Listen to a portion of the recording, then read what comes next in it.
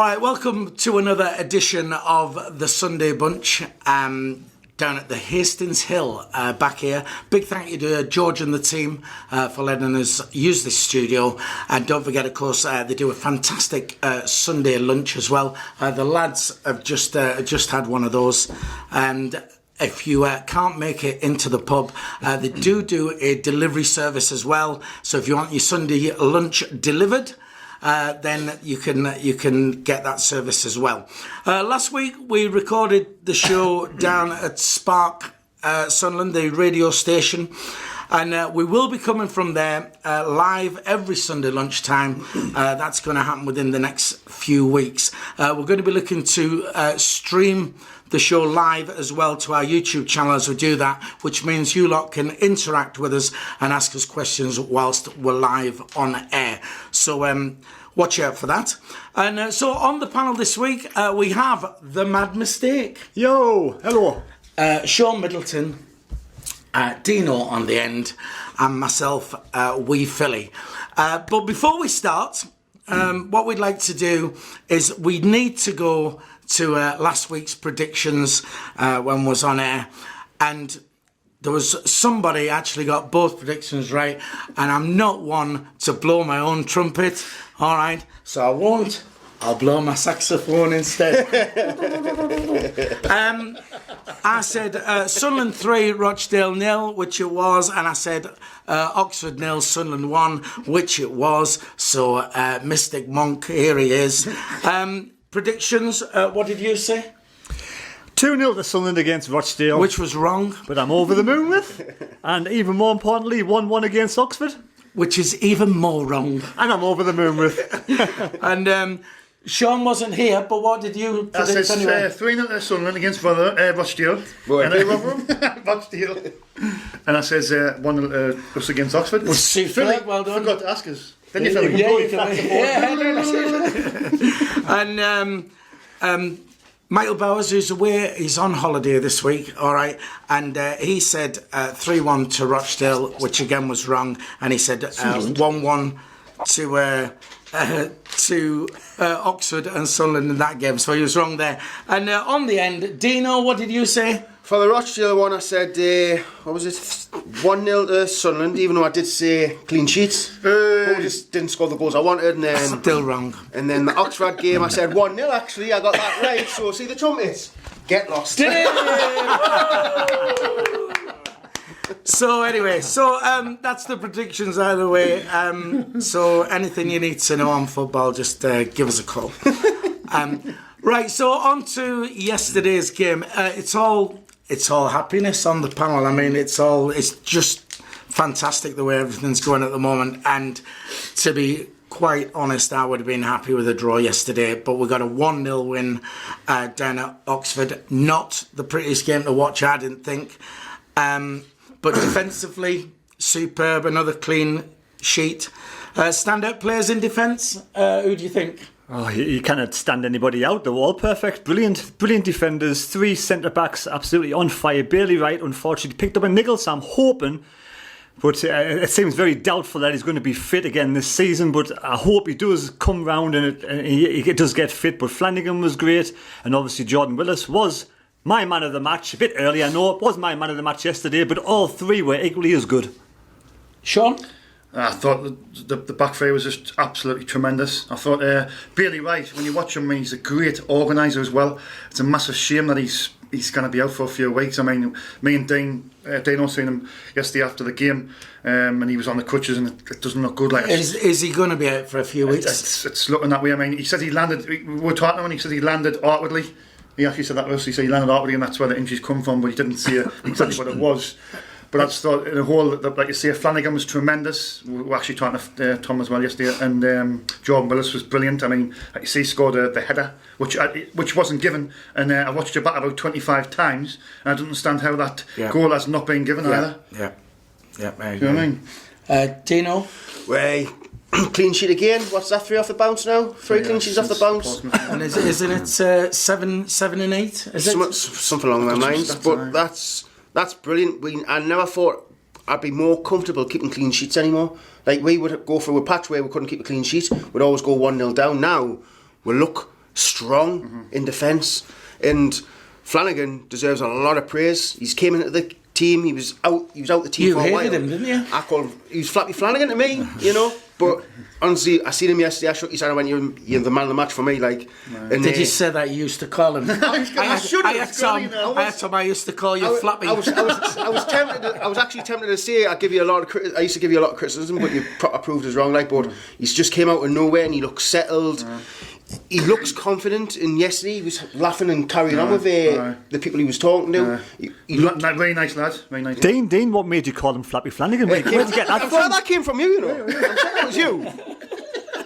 Was that you? Did you? Possibly when he was with Jack. I think that was came from But you. I love eating humble pie. I love a big humble pie for breakfast, and Flanagan's doing fantastic at this For moment. me, in time. he's got to be on the starting sheet all the time now, because like you say, you can't change a team, a defence which is keeping clean sheet after clean sheet after clean sheet. The thing is, it's all about opinions, and just you know, at the time, I mean, Flanagan started quite well when he first came to the club, and then he just went shit, sort of thing.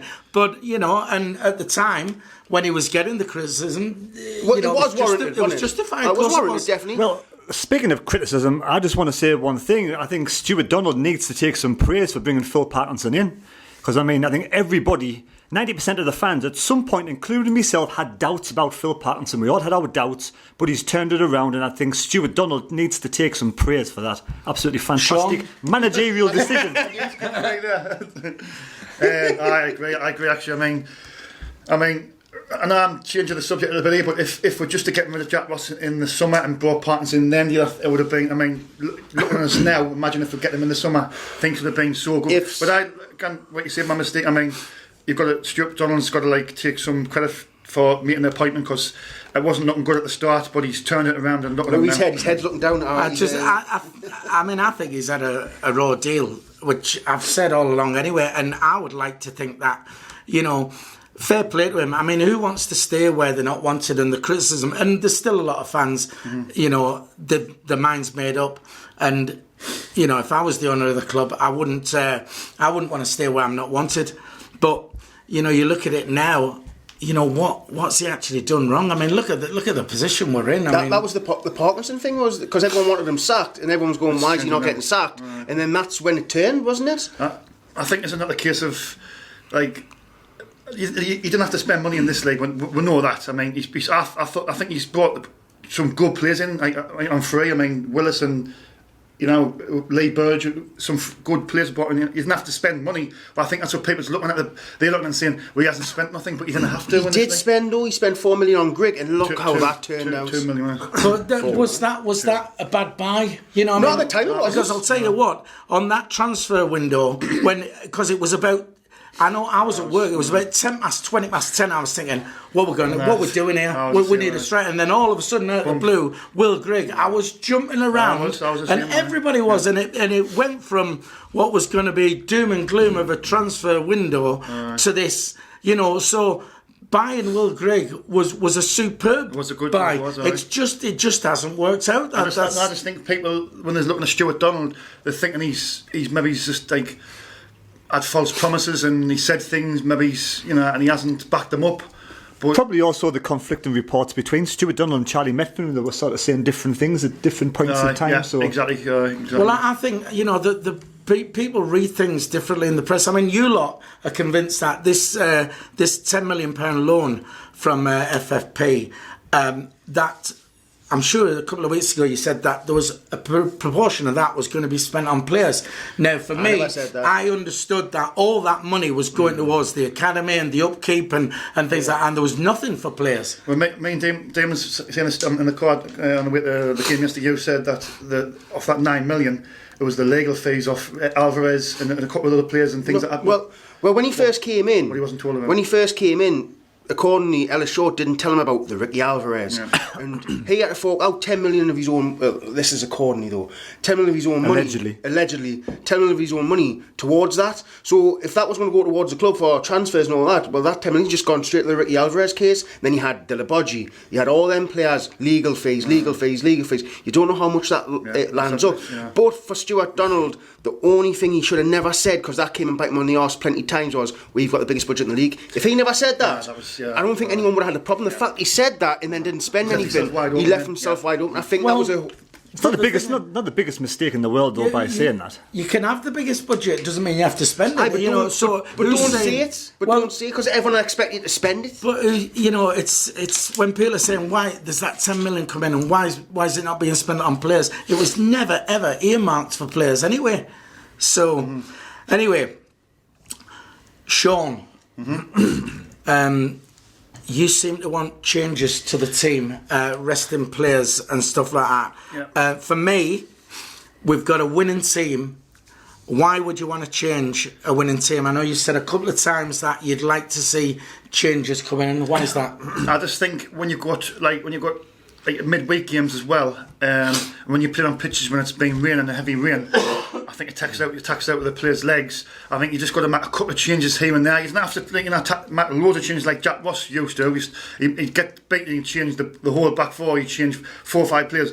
Maybe just one change here and there. I mean, I know I agree with what you're saying. If you've got to win a formula, then fix something what's not broke. But to me, Charlie Wyke, I think he's just. Yesterday, he wasn't doing his job good enough. I mean, when you're under the cosh and you need your striker to get the ball and hold it up and take the pressure off the rest of the team, he wasn't doing that. I'll just cross off the Charlie Wyke question. We're going to. Did you not forget though? We got beat off Portsmouth. That was the perfect opportunity to change something. Because we got beat off Portsmouth and we were shot in that game. And I didn't believe at the time that Power or Dobson warranted to start both of them. Right. One of them at least needed to be dropped. But he didn't. They should have dropped them in that Portsmouth match after the Tranmere match. I think when you've got 7 days recovery after the Portsmouth match, you don't need to drop anybody. I think Phil Parkinson, he even said after the match against Tranmere, he probably in hindsight should have dropped 1 or 2 players for the Portsmouth match because that took out of them being so close to Saturday. Portsmouth had a couple of days recovery extra or day recovery extra, and it was a heavy pitch at Tranmere. But having 7 days recovery, there's no need to change the team at this moment in time. I kind of wanted 1 or 2 changes in the midfield myself, but I have to start now and think, right, Phil Pattinson is the manager. He knows what he's doing. He's proven he knows what he's doing so far. 3 victories since the Portsmouth match. Absolutely fantastic. We have to believe in Phil Pattinson. It makes perfect sense what you're saying about like when we played the Tranmere game and on that pitch, which was terrible.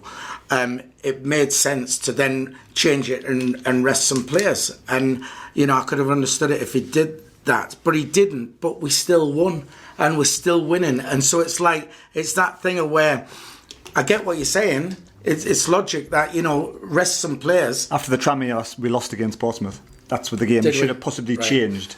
And then after that, we kept the same side, which obviously Phil Pattinson knows best. He's had more recovery than the players. Right. What I will say, Philly, on that matter as well, I mean, I said on Twitter, I put a tweet on it, says that when the starting 11 it was the same team, I put a tweet up saying, I hope that doesn't come back and bite us, but we've won the game. So, as Mam says there, you've got to give him respect because he's sticking by the same team. But I'm just thinking, eventually, when you keep that team, they're going to get tired. And I thought yesterday was going to be that game where we'll keep the same team, and it'll come back and bite us. I would have changed Dobson in the middle for Scowen. I would have maybe just one change, maybe it's Charlie Wyke, but who's going to play in that role? I mean, is Lafferty better than White? The thing is, Sean, as well, they have loads of technology now where they can test your body and see how fit you are, and how your immune system is, how you're going. So Phil Pattinson and his team are going to know exactly how fit the players are and how they're going to be for the next match. The problem is, though, he's in a bit of a no-win situation because he can change just one player and that could just upset it. And if we then lose,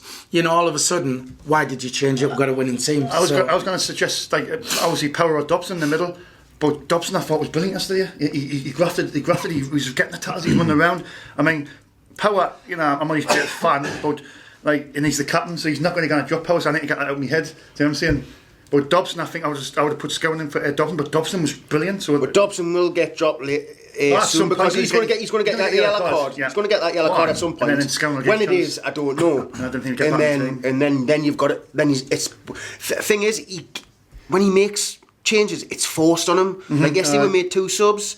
And it was forced on him because Bailey Wright got injured and Gooch, I think Gooch was injured. So them 2 subs were forced on him. He only makes Dobson's one booking away from and that'll be forced as well.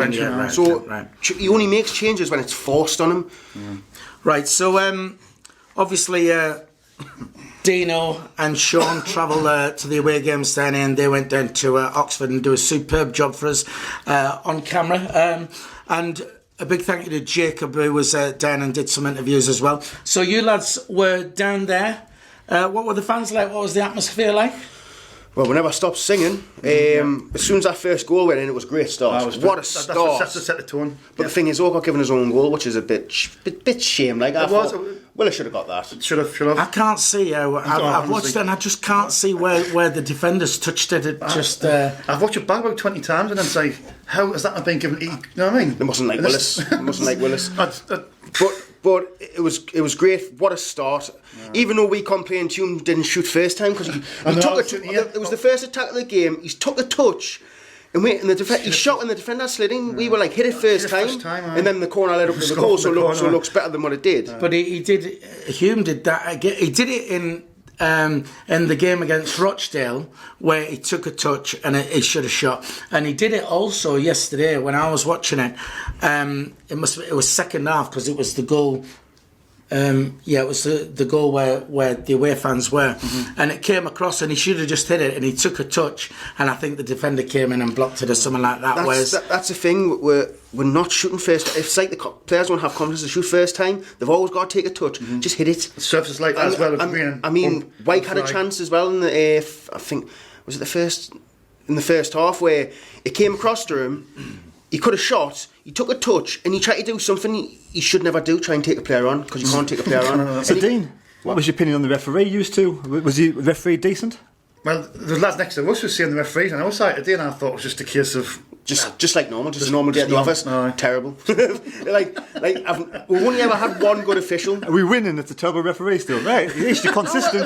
It wasn't down to the referee why we won. The referee was just like. When Charlie White was battling, he wasn't giving free kicks or anything. Like there was just some. And that was Charlie White, or was he not like? I mean, he was weak as. Man, weak as out when he really. He was kind of weak. Like piss. I'm trying to get this. The only thing about the fans, I'd say yesterday, there was another incident behind us again. It's starting to become a regular thing now, where fans are either fighting with each other in the stands or arguing with each other because there was stewards there for about 20 minutes. Oh, it was and like. It's not nice to see. Do you know what I mean? Going back to the fans, though, I mean, I've got I've got nothing but love and respect for them. I mean, it was like the rain was coming down. It was freezing cold, and they're just singing all the time. Sellouts, trying to get the place riled up. They were absolutely. The fans were like the 12th man yesterday. They were brilliant. It was all the way through the game. It's just it's starting to become a weekly thing now, where there's always trouble between own fans. There should never be trouble between own fans. If you don't like someone's opinion, it's always when you two are there. It's always near us as well. It's always near us. Another question I want to ask is: when you park the car, could you see it from the stand? All right, so moving on to Charlie Wyke, who the last few games, for me, in my opinion, doesn't seem to be doing a lot. But we're still winning. He's still in a winning team. So do we change him, put someone else in, or do we try and change the system we're playing up front? Mad mistake? I think while we're winning games, we'll just leave it the way it is for the time being, and possibly if he's not cutting the mustard, bring Lafferty on a bit earlier. But is Lafferty any better? We don't really know yet. Charlie Wyke's a lovely bloke. He's a lovely, gentle giant of a man. I spoke to him before one match, and it was really accommodating and nice. And it's not nice to say bad things about players and stuff, but he isn't a natural goal scorer. It's not going to get you 20, 30 goals a season, no chance whatsoever. He's looking to get 10 probably, but. If Phil Parkinson thinks he's doing the job by holding the ball up and winning free kicks, if he's doing a good job in Phil Parkinson's eyes, then we have to stick by the boss, and hopefully, Phil will recognise when he's not playing well and put Lafferty on. Will I? Aye. All right, okay. Sean? Dino, I think he'll be the best one for this because he's itching. About Charlie Wyke? Yeah, go on. Well, yesterday someone made a good point. Right, Charlie Wyke was getting bullied. He wasn't faster than there because there was a chance where he could have went through and he just fell over. And and people are shouting for a free kick. I was like, he's just weak. That game was crying out for someone like Semenyo to come on, get the ball behind the defence, and a bit pace. He would have got behind because Semenyo's got full of pace. He showed that when he came on at Rochdale. He does look really strong, as well, and he looks good, a good dribbler as well. That match was crying out for someone like a Semenyo just to get him behind because their defence was very slow. They had two big centre backs, and I mean they were big. They were tearing Charlie Wyke in year one. They were out-strengthening him, out-pacing him. And for me, Semenyo, it was a perfect time to bring Semenyo on and get behind him. The thing is, Dean, for me, I think Phil Pattinson's in a no-win situation. If he leaves the team the way it is and they're winning a match, and obviously they're going to win the match and he's done a good job, but if he puts somebody else in and maybe takes Charlie White off and they let a goal in straight away, everybody is going to be on his back saying, why have you changed it? Even the fans yesterday, though, even the fans are saying, we'll win the game, get him off. He was getting everybody. But we won the game. We won the game. We got the 3 points. I'm getting frustrated because I think, like in games like that, I mean, you need somebody. Like I was saying earlier on, you need somebody to take the pressure off your players when you're under the caution. He just doesn't do a good enough. Don't forget. It's not just changing Charlie White. That can happen with any substitution. When he brought Scowen on, that could have happened. They could have conceded straight away. Is that Scowen's fault? No. When a player comes on, you reset. Nothing should change. You just reset. You're not changing formations and styles. You're just changing one player. I mean, Bailey Wright came off. Oster came on. Once we conceded, everyone got, Oster's crap. Yeah, but Bailey Wright had no choice. He was injured. He had to go off. He couldn't hobble around and be knackered for the rest of the season. But Charlie White, next season, you're less likely to concede a goal changing the striker because the striker's there to score goals, not defend them. So for me, it was screaming out for someone like Semenyo to come on. In Phil Pattinson's eyes, he could have been doing a fantastic job. Sure. Somebody put a comment on our videos yesterday, obviously the interviews, and they said, "Can you imagine if we had a good striker?" Yeah.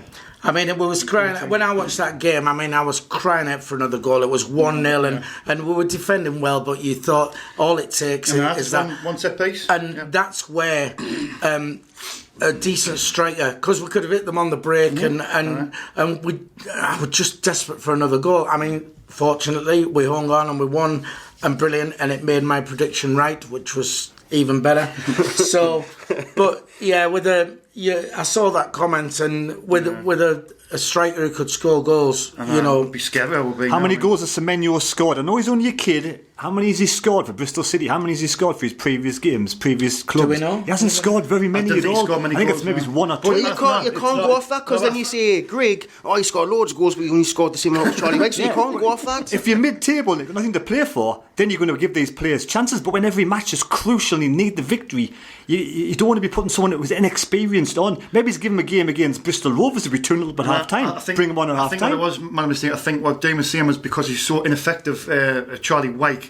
I mean, if we're just getting the ball over the top, their defenders were very slow. Semenyo, it was perfect for him, I think, that game. Bring him on, ball over the top, 2-0, game hour. Take him off last 15 minutes, test the back four, because their back four wasn't really tested that game. Bear in mind, accordingly, we didn't score a goal that game. So if that own goal didn't happen, it would have been 0-0. And we didn't really create many chances. We were getting down the byline, but there was nobody in the box. I mean, Charlie White doesn't put himself in the positions where he can score. He never does. Everyone, like even at the Rochdale game, people are saying, why isn't Charlie White bursting to get into the box? Should we not then be changing the system? No, because then you can lose the game, because then players start... Right, go on. That system for me, he's stuck by it. Even when it was really, really looking like. So we stick with that system and just accept that Charlie White's up there and he's just going to either win free kicks and stuff like that. Does he win free kicks? Have a lesser chance of scoring a goal. Playing that system. I just think change Charlie White, full stop me. I mean, will that give somebody else a better chance? Another person, would that give him a better chance of scoring a goal though? Well, I mean, Will Grigg wasn't even on the bench yesterday, was he? But he was at the game though, because Jacob on the train with him. He's on the train, but I mean, surely, I mean, in that game, if you're not playing very well, as Damon said, Parkinson's got to look at it and think, under the Kosher, when it change something, he does subs too late. And Semenyo, so are you telling me that Lafferty is not technically better than Charlie White? I haven't really seen much of what I've seen of him. I thought he did control a lot better. But at the end of the day, it's a finished product. Does he bring more to the team itself? And I think until like at half time we're winning 3-0 against the side, say against Bristol Rovers. If we do go against Rochdale 2 or 3, yes. Then for me, then it's time to bring Semenyo on or Lafferty on, give them the full half when the game's up and won. We had a chance to do that against Rochdale and he didn't. I think what Phil Pattinson says is that every player on that park is playing brilliant and he doesn't want to change and drop a team of players who are playing really well and winning matches. And he says all the players are dying to come on off the subs bench and he feels sorry for them, but he says until somebody doesn't perform on the park, in his eyes, he won't change it. No, but that's what I'm saying. I don't think Charlie White was holding the ball up, and that's his job in a game like that. You've got to you've got to be able to hold the ball up. Really bad conditions, yesterday. I know, when you saw him at the Tranmere match, he couldn't run in that mud. I think he's a big cumbersome player. And I think some conditions just doesn't suit him. Is it not the fact though that it's not that he's a bad player, it's just he's inconsistent, because there's been times I've seen him, he's come on and he's been brilliant. Inconsistent. What are we rate strikers on these days? Goals? Is he getting goals? No. Does he get assists? No. That's what you rate strikers on. If anything, I'm really sorry. Do you know what it is, Dean? Right, Charlie White's got no chance in the Championship now. If we get promoted this season, he won't be in the side or the squad at all next season. So he's a League One player. Is he even a League One player? Well, at best. He's probably a nice player. He's probably a nice Clearly bloke. is. He's a nice bloke. He's a nice bloke. As you like to see, he's a nice bloke. But I think we just need to change something, because for me, Charlie White isn't offering too much for me. I think there's a lot of those players who won't make the Championship. I think it's if we go up, I think that there's got to be a big spend and a big clear out, I think. Right then, moving along, clean sheets. Is it 7 out of 8? Is that what we're saying? It's not bad. I think we've got the best. We've only conceded 26 goals this season, which is the best in the league or something. We've only conceded 6 in the last 13 matches. But with clean sheets now, is this the difference between us now and us last season? Because last season we always conceded. We had loads of 1-1 draws and stuff like that, and we always scored, but we always conceded. Is this the difference, and is this what's then going to push us on that extra step to what happened last year? Massively. Sean? As Michael says earlier on the season, he's absolutely bang on. If you can keep a clean sheet, you build a foundation. You keep a clean sheet, score a goal like yesterday. It was a tight game. We kept a clean sheet and we nicked a goal on the break. And that's the foundations of a good side. We've got a settled back three now. Unfortunately, Bailey Wright's got an injury, but we've stuck with that system and we look like seeing games out now. Last season, we looked frail and fragile. We looked in that game last season. You could see us conceding the goal, couldn't you? Yeah. This season, I'm confident. Do you know what? We can see this out. It's just something. It's a player mentality as well. He's confident, but he went 1-1. He's confident. He wasn't confident getting clean sheets. But last season in that fixture, we were 1-0 up, and it was about the 80th minute, I think, when we did concede. Yeah. So a mad mistake. Right, we've got two great covers in Lynch and Ozturk if Bailey Wright is injured for a long period of time, and it is massively. I mean, the centre backs this season's been fantastic, and last season we did play the two centre backs and obviously the right back and left back, so we didn't have the three centre backs. So Phil Pattinson's system is working a hell of a lot better than Jack Ross's system. You keep a clean sheet, like you say, you just need to score one goal to win a game of football, and that's what we're doing at this moment in time. I mean, last season we played at home against Coventry, we got beat 5-4. The defence was a shambles that day, absolute shambles. Jesus. And touch wood, so far this, since Phil Pattinson sorted it out, we don't look like conceding more than one goal. There's still, yesterday we have to give praise to John McLaughlin. It was absolutely fantastic in goal. Made some brilliant saves yesterday. They could have easily scored with a weaker goalkeeper in, but so far the defence is doing great. Dino? Agree.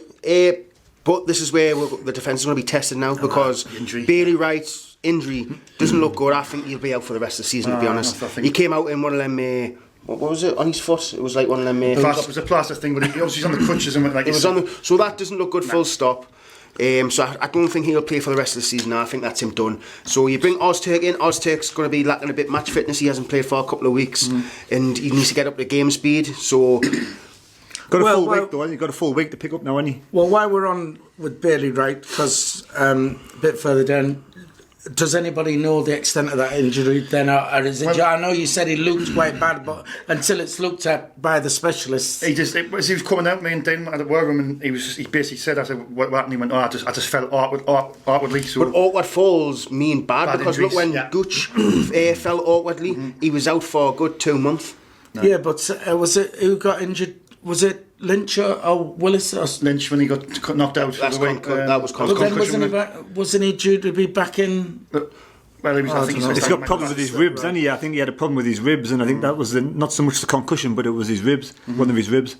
But I just think that the defence is a lot better. I think Ozturk will come in and do a decent job. That's what I'm going to say. At least, I mean, all right, Bailey Wright will be a miss, but I think Ozturk's doing a decent job. So that's a good thing. He can step in there. See, the thing is with Bailey Wright, though, he's the player who brings it out from the defence, and Ozturk isn't that player. Because every time we released the ball yesterday, John McLaughlin straight at Bailey Wright, and then Bailey Wright, and then they're working way up the pitch. Ozturk doesn't really have that in his game. Ozturk's a no-nonsense defender. So the centre backs, it's going to be tested now from playing out the back, because we all know Ozturk is prone to the odd mistake. Bailey Wright barely made a mistake since he's been in the team. So it's going to be a big test of the back three now in these next couple of games. I personally think that I don't think we'll see him again this season. That's just my gut instinct. I think he did have a lot of injury problems at Bristol City. That was one of his downside. A lot of injuries at Bristol City, and I think he's unfortunate to pick up his injury. I hope I'm completely wrong, but in my gut instinct, them kind of injuries will take a while to get back. So, could be worse. We could have lost. Say if we lose Maguire or Gooch or somebody pivotal up front who puts the ball in the back of the net, then that could be, for me, a lot worse, because we've got less cover there than we have in defence anyway. But I wish him all the best. I hope Billy Wright gets back, speedy recovery. And we hope you're wrong. Exactly. I hope I'm wrong. I normally am. All right. Yesterday's man of the match then. Man mistake? I would say it was very close with all the central defenders and also John McLaughlin, but I'll give it to Willis. Willis. Yeah. Happy with that, Sean? Mr. Reliable, Jordan Willis. Willis again? Flanagan for me, I've seen enough from Flanagan yesterday to prove he's one of the most improved players under Parkinson for me. Fantastic Flanagan. Fantastic. He was absolutely insane. He's done a run from left centre back over to the right centre back to get tackling because we got caught out between 09 and I think it might have been Willis. Both of them got caught out with a pass, and Flanagan just came straight over and knocked the ball out. Good, yeah. So I was watching it and I was watching the defence and I was chopping and chewing, going, hey, man of the match, because there's that. They were good at the back, but in the end, I decided Flanagan. For me, did a great job, and like saying he's had his knockers. You and you. I was going to say, don't just be able to blame me. So, in the past, he's deserved it. End of the day, we all get criticism. We all do. In sports we play, we have bad games, we have good games. You've got to take the criticism, but also take the praise. Our lass criticises me all the time, so every Wednesday night. Yeah. Right then, so. We've all been going on about Josh Scowen, and I would love to see him get a game, and he's a good championship player, we've been told. So he came on yesterday, had a decent amount of time. How did we rate him? Dino, do you want to go first? We met him after the game, we just walked past and he went, is that Scowen? And we try to get him on, but like the players always say, con, all out, blah, blah, blah. So we had a little conversation with him. He came on yesterday out of position. Because you asked him, where do you play? He said centre midfielder. He says, did you get put in the Gooch role? He went, basically, yeah. He came on, he looked quite tidy on the ball. He wanted the ball straight to feet all the time. He was trying to make things happen. Was he getting stuck in? I'd say yes. He looked sound. I think for me, if he gets played in the right position, I think he could be effective. He looked half decent when he came on, and it was actually good to see him come on. Unfortunately, it was forced on Phil Parkinson. I think if it wasn't forced, I don't think he would have seen him. But the change was forced on him. In my opinion. There was something like tidy about him when he come on. He just looked like a no-nonsense midfielder. How tall is he? Oh, he's very small and very what's the matter with that? What's the matter with being small? He's like a good thing. I don't think you need to bring that like a little boy. No, but like I say, when he come on, I thought he did well. But I'm thinking, is he the missing gem? Will be missing in the middle of the park. Do you know what I mean? Could he be that missing piece? I thought Dobson was brilliant, but I've always said when Josh Scowen comes in, I think he could be the one. I bet you're praying for Dobson to get yellow cards to come in. No, I'd rather see Powell come out. What's the difference between the way Scowen plays then and Dobson? Is he? I don't know. He wants the ball. He wants the ball, and he can just stays up the passes. Where George Dobson's more of like getting tackles in and. Being the energy in it. But Scowen, he seems like the one who'll get the ball and he pass it around and move the ball forward. But he gets the ball because he wins the ball. That's what he's all about. And he actually makes forward passes. It's not side to side. Our centre midfielders do a lot of sideways and backwards passing. Scowen straight, he's on the half turn. He's looking to play forward. Looking to go forward. So what did you think of him? Well, I think personally, if things go Phil Pattinson's way and we don't get any injuries or we don't get any more yellow cards, I can't see Scowen starting this season. I think he'll keep the same squad, the same team playing week in, week out, so long as they are fit enough to play and they're all performing. I think Scowen looks decent. I haven't seen much of him, to be honest. I think he'll come on and do a decent job if Dobson gets a yellow card. It will happen. That's what I think on the Portsmouth game now. You see that my mistake about like Dobson and Power in the middle. I had that feeling that was coming. I mean, in the big games like that, when you've got a really good side like Portsmouth, that's when I think we'll get found out. Again, remember that was Wednesday night. All of our matches are going to be Tuesday. That extra day and travelling away to Portsmouth and travelling away to Tranmere, then Portsmouth, you hardly are doing any training or any practice. This summed up the centre midfield for me. We're playing the ball up. Someone whipped in a cross, right? It got headed out, and if the centre mids were where they should be, like attacking centre midfielders who are positive and like to be on the edge of the box, they would have been on the edge of the box, would have picked up that ball and probably had a chance. The ball came out, there was not a player in sight for about 10 yards, and our centre midfielders were at the halfway line, behind the halfway line. I believe if we had like a Scowen on, I think Scowen would have been up there. Is that was the second half? Yeah, it was. But remember, the wind was blown towards them, so if they were higher up, that ball could easily get blown over the top of them. Over the top of who? Our centre mids. But we've got centre backs here. There was literally no space between the centre backs and centre mids. It just takes a dodgy bounce with the wind to get over the defenders as well. So really, winning 1-0, you don't want to be too offensive in that conditions. Someone could be there. And could make like Scowen could have been on the end. Could have been 2-0 because there was not a player in 10 yards of him. Could have been, but we won 1-0 and got 3 points. So. I understand what you're saying. I understand what you're saying. This is what sums up our centre midfielders for us.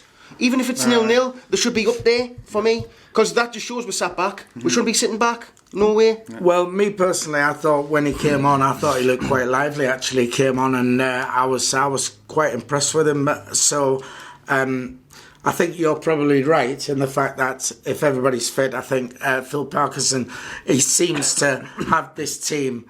And he sticks with a winning team, which is good if you're in the team. At least you know if you've thought you weren't in the team, you've got a good chance you're gonna stay in there. So I do think if everybody's fit, I don't think he'll get a start. But I was fairly well impressed with him when he came on. All right then, so 3 points off top. Champions elect. Hashtag. Up by Easter. Who said that? What a dickhead. So what's everyone's position now then on Phil Parkinson? People were saying we'll give him a month, we'll give him at the end of the season, what have you. Where do we all stand on that now? Mad mistake? My position stays the same. As I've said for most of the time, end of the season, he's doing a good job, 3 points off the top. What can you expect from, when he came in? Some sort of, allegedly rotten apples there, 2 or 3 divisions in one division, and he sorted everything out. Allegedly. I've said allegedly 6 times already, but allegedly, he sorted it all out. There's Aidan McGeady. I do wish him all the best at Charlton. I hope he has a good end to the rest of his life, wherever he may be, but Charlton got stuffed yesterday. And he started his first game yesterday. But Phil Parkinson, yes. I think he's going to be there at the end of the season, and if he gets us promoted in the first top two, which we have to go for now, the top 2, and if we do get promoted, he deserves his chance in the Championship. Dino? Right. So what we're going on here, just Parkinson or the up by East are the champions, or are we just going on Parkinson here? Well, let's go on Parkinson first. Right, so on Parkinson, obviously, I wanted him out badly. Them first 2 months he was here was shocking. And I mean shocking. But he's turned it around. He got rid of McGeady, which was a big decision. Because if we weren't doing what we're doing now, we would have been gone. It's because he's got rid of McGeady. So he's got rid of the bad apples and all that stuff. He's turning it around. We're winning games. We're keeping clean sheets, what we couldn't do. So you've got to give him to the end of the season now. I'm eating humble pie here. I wanted him out, but you've got to give him to the end of the season now, because if you get rid of him now, well, why would you get rid of him now? He's winning games. Do you know what I mean? So long as you can accept. I mean, I'd like to think that all Sunderland supporters. I mean, I'm the most positive Sunderland fan ever, and even I was having doubts. Yeah. But I'd like to think that people obviously didn't realise what was going on behind the scenes. He was. He was having a hard time. We weren't winning. But what we didn't know was you know, he was busy sorting out, you know, he could see what was happening. For the first time, I heard the Sunderland fans sing Phil Parkinson's "When My Army." Yep, behind us. For the first time. First time this. And someone tried to get that other song going. What was it? Guardiola, but it was Parkinson. What was it? Oh, I don't know. I don't know how it went, but I heard the Sunderland fans singing. Did you not try and start the Stuart Donald chant then? No. But that was Thanks for buying him. Thanks for buying him. Thanks for getting Phil Parkinson in. But that was the first time I've ever heard the Sunderland fans sing. It was good, man. I mean, Phil Parkinson's it was name. good. It's good as well. Like you say, it was lovely to tell you that as well. Because I mean, the bloke he come in, and you know, he's had to sort a lot of crap out, and there's been clicks allegedly in the changing room. He sorted that all out, and the fans were against him. The fans, like you say, you know, that Gillingham game when we got beat 1-0. You know, after that game, I was going, this is not working. But he's stuck to his system. He's getting rid of Aidan McGinn. He's gone to Charlton, and things have turned around. And I think he's done tremendously well. I mean, look at us now. I mean, 3 points off the top. It's unreal. So is he now? Then let's say everything goes right at the end of the season. We end up promoted. Are we all happy to have him in charge in the Championship? Got to. Because he kept Bolton in the Championship for one season, didn't he? Low budget, and don't forget, when we go up the Championship, we won't be going from a promotion. We're going to have the big overhaul again, and then we've got to try and get a settled team in the Championship to survive it. I know we're Sunderland and we say, Championship only in there for 2 seasons, but the first season we've got to stay up. There's no good coming back down. So you've got to get Parkinson, who knows the league. He's been there a couple of times. He's kept Bolton up on a minimum budget. So I think you stick with him, and then when you think it's a bit outdated and like you think you kind of go as far as he goes, and then you change it. But we need to settle in the Championship if we get up there. Well, let me put this to you then. We need to settle in the Championship, and we need to not get relegated. So let's say Sunderland finish 4th. We go up to the Championship, and then the following season we finish 4th bottom and stay up. Are Sunderland going to be happy with that? Sunderland fans going to be happy with that? No, because we're used to going up, but we've got to put ourselves in the situation we're in now. We're in League One. We've got League One players. That Championship is a tough But league. it won't happen because Sunderland fans won't allow that to happen, will they? There's another scenario that will happen when we get promoted to the Championship. The club will be sold. And will the new owners want to bring their own man in, or will the new owners stick with Phil Parkinson? That's the only time that Phil Parkinson's job will be under threat if we get promoted. So, Sean, are we saying that right? Obviously for the rest of the season, and then in the Championship, you're happy with I feel like hypocrite for Lee because I did see earlier on. I might have been, I think on one of the Sunday bunches. I said like literally. If he gets us promoted, look at the end of the season, if it can get somebody better, then bring them in. But as my mistakes have said there, if we've got new owners, and that could change things. Yeah. But having looked at it now, I think he's got them players playing for him. It looks like they're willing to run through big walls, just like Klopp has at Liverpool. And if you've got that, that's a massive thing. If the players are willing to die for you, willing to put a shift in. And I mean, could he do a job in the Championship if he got some money? Quite possible. There's another scenario as well. Phil Parkinson's always been sort of with bargain buys with no budget. He's only like 50 or 51, so he's a young manager, really, potentially. So if he got plenty of money to spend with the better owners with more money, could he actually do a better job at a higher level? Could possibly do that? Exactly. I mean, somebody from Wickham, I remember earlier in the season, says one of the stewards or something. He said Phil Parkinson is the Sam Allardyce of the low league. But then Bolton says he's the worst manager I've ever seen. But when I said that, I did think, imagine if Phil Parkinson, if he gets us going, gets us promoted, and he get new investors in, and then he gets money and he takes us to the Premier League. Exactly. I'm dreaming here. Like, when he was at Bolton, he had no cash. The cash-strapped club, so he's had no money throughout his career with different low league clubs. So he could very easily, get a good owner in with plenty of money, and he might say, "Look, Phil, I'm going to give you a chance. There's your budget. Spend it wisely, and we could do it. He might get promoted to the Premier League." I didn't realise he was younger than you. Exactly, younger than me. He's definitely younger than you. Yeah. All right. Okay then. Are we going up automatically? Mad mistake? I'm going to say a 60-40 yes. I'll let Dano do this because you can go. We had this discussion on the way back, and I was obviously having a few beers. Dano was driving back as he always does, and I was getting a bit excited. I was saying, "Do you know what? I think we're finishing the top 2. I think we can do it." Dano was like, I look at this, right? A lot hinges on the Coventry match. Coventry have Massive game. got 2 games in hand, right? Coventry seem to be the team to beat these days now. Coventry seem to not be getting beat now. Have they not only got 1 in hand over 2. us? 1 over us, but they've got 2.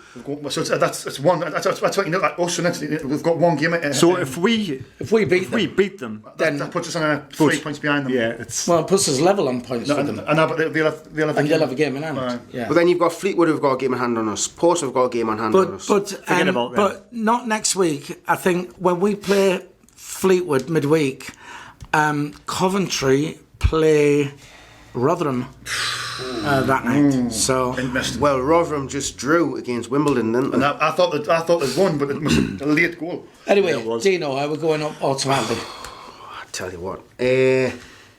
I'm still going with... No, not... Mr. Doom and Gloom. He said playoffs. We'll get relegated. I think, mate, I'm going to be positive. And I think we can get in the top 2. Well, I think we're going up as champions. And I definitely think we're going up as champions. As for the up by Easter, unfortunately, that's not going to happen because it's so close at the top. So I'd love it to happen. At least it's looking respectable now, though. But, well, you know what I mean? It's not looking stupid as what it was a few months ago. I know, but I'm still worried here, you know, because these teams here, there's nothing between picking ninth, because Doncaster. Right. There's nothing between Doncaster and the 9 playoffs. points from 9th to first. And Howard Dean, let's forget about everybody else and concentrate on us. Yeah. How many Well, matches are we going to lose? How many matches are we going to lose in the rest of the season out of the last 13 games? right, 2 seconds, because someone put a Twitter on of all the rest of the games, and I want to have a look to see. How many games do you think Phil will lose?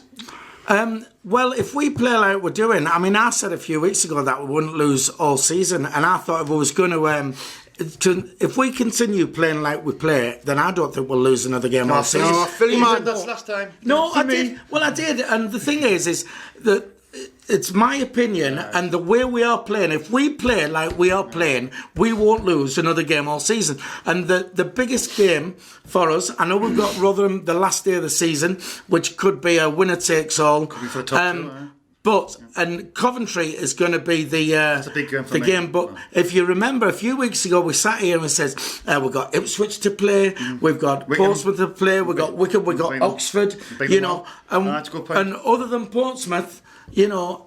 And I think if we can beat Coventry, and Coventry, I think are unbeaten so far all season. I don't think they've Right, I've got the fixtures here Coventry's for definitely us, been right? good. So we've got Bristol Rovers next, right? We should win that.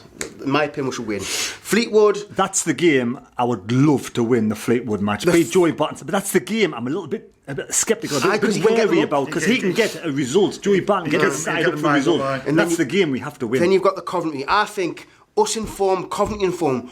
I don't believe we can win that match because then we've got a goal scorer. We do not have a goal But scorer. the thing is, Then we get a draw. a draw. You've got I'd everybody. snap your hand off. Everybody. I'd snap your I'd hand take a off. draw now. It's not bad I as would well, take as a well, draw like- now. Gillingham, without a doubt. Gillingham, got to Being win. a win. Yeah. Then you Bristol Rovers away. got Bristol Rovers again. Win. Blackpool, win. Southend, got to win. Shrewsbury, win. Wimbledon, win. win. Peterborough again. Tough game, but If we're in form, they're in form. We're at home. I can't. They're hot and We're at cold. home, but I can't see us beating Peterborough because Ivan Toney rips us a new one all the time. that's the game I They think got we can- beat yesterday. I think we can beat them, Dean. They got what happened yesterday? What? Our Fleetwood that good. So if we beat Fleetwood, surely we can go and beat Peterborough. Do you think, or does it not work that way? No, it doesn't work that way. Nah, it doesn't work that way. I know. And then you got That sounds good. And then you've got Burton. We never seem to get a tough result game. against Burton for some reason, yeah. even though I believe we should beat them. Right. Then Accrington at should beat home them. should win, and then Rotherham. For me, Massive. I'll stick by what I said. I don't rate Rotherham. I don't. You think I do rate Rotherham. We can beat Rotherham. We should have beat them when they came to the stadium late, and we bottled it because McGeady missed a pen. We should beat them then. Right, Dean, you normally sort of the doom and gloom, but you aye. did say it, next 5 games, 15 points, and so far you're correct. So far. Getting 3 out of 5. So far. So we're going to beat is it- Bristol but Rovers, But and I've we're just going to said beat there. Fleetwood. What I've just said there. We should beat Bristol Rovers, and Yeah. we should beat Fleetwood. So we could be actually ahead of Coventry if things go our way. You never know. So, yeah. But the Coventry game's the biggest. It is, one of the yeah. biggest games. Definitely one of the biggest games. Let's just beat them. Well, I hope Well, so. the thing but I is- just feel like they've got more than us. The thing is, as well, when we play Coventry, everyone else will have played, so we play them on the Sunday, and we'll know exactly. But do you know what the what's scary gonna- thing is? We took Coventry's best players off him, Burge and Willis, Aye. and they're still doing what they're doing. Still really good, aren't they? Do you know what I mean? Yeah, they've got a good manager. Robbins is a good manager. They must have a good setup where they've got good players coming through, or good players that bring good But players I'm in. scared because now Bailey Wright's injured, so you've lost a key player there. If we lose Gucci or Maguire, it's just, Well, if we let's- lose them let's- too, our season just goes Well, for me. ifs and buts in it. So, right then, let's quickly move on to Sunderland versus Bristol City, which is our next game, which is at home. Bristol City. Bristol Rovers. We're in the Championship now, are we? Been us promoted before. All right, man, away, man. I did a full shift last night, unlike yous. I did. I was picking 6 hours in the car there and back. Oh, well, there you go. Right, sorry, Bristol Rovers coming up on Saturday. So, predictions for that. Mad mistake. 3-0 home victory. So, you're saying a comfortable 3-0 home. Michael Bowers, who's away, as we've got his prediction, he says 2-1 to Sunderland. Probably wrong. Sean? 4-0 to Sunderland. Why'd you pick that? I was going to... hey. Right, 4-0 to Sunderland. Dino? I'm going for 1-0 Sunderland. 1-0. That's the win. Scraping That's it. the win. You can't call me doing it anymore. I just, at the minute, I don't see we're scoring more than like one goal for some reason. I just don't think like. I think Gooch and thing step up in the I thought Maguire had a. What about Rochdale? I'm sure I said 3-0 We Rochdale. scored 3 goals. Aye, because Rochdale are poor. Bristol Rovers are actually half decent. Right, well, what I'm going to predict for Sunderland versus Bristol Rovers, and just listen to this because obviously I predicted Rochdale, I predicted Oxford. So if you want to go and put your mortgage, Do you want your trumpet back? for all your money, for all your money, all right, on Saturday on Sunderland 2, Bristol Rovers 0. All right, put all your money on. Get your winnings, and you can thank me the next time you see me. So, by the way, don't necessarily do that.